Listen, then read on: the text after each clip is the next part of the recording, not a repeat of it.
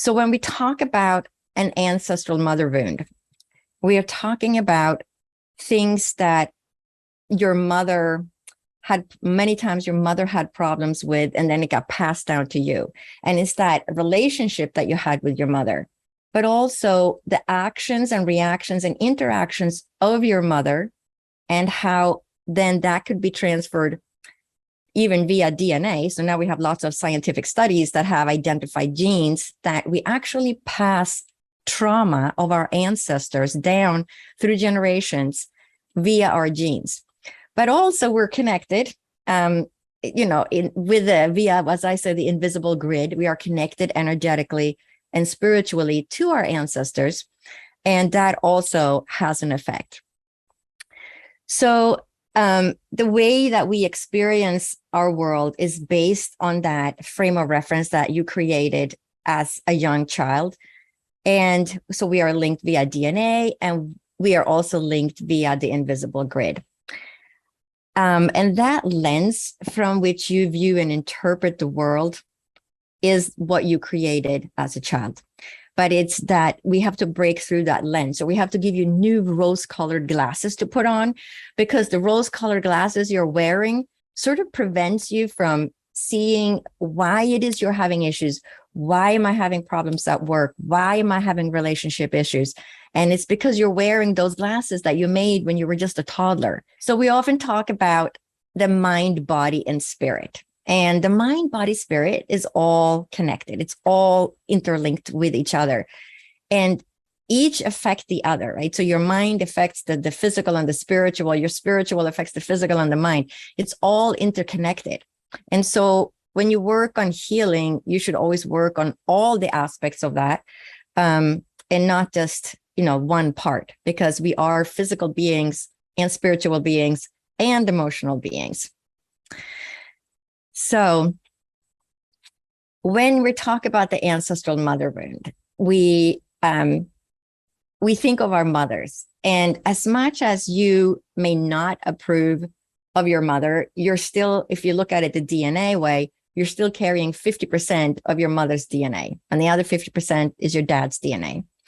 So we are connected to our mothers, through this DNA and also spiritually. But we need to, in order to create healing for the problems or issues that we are experiencing, we also have to understand how the problem was created in the first place. Where is it coming from? And once you create that, I call it the aha moment, when the light bulb goes on and you're like, wow, that's it. I see now why I have this problem in relationships, or I now see why I have a problem with stepping into my full power, why I'm never getting the promotion I ask for at work, and all these different aspects of your life. But until you can change those rose-colored glasses and create that aha moment, you can't really create healing for it. And so it's bringing awareness to the problem and why it's there in the first place, that you then can create healing.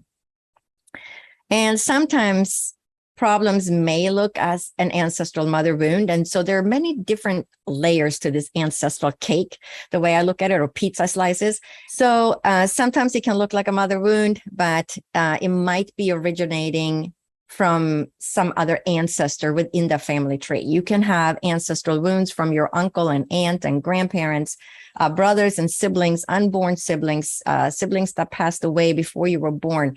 We are interconnected to our, the way I look at it is our soul families, or people that we are interacting with, and our ancestors interacted with. If you can't, for some reason, resolve something, maybe you're experiencing this problem to be passed down to future generations. Maybe you are the originator of the problem versus you inherited the problem.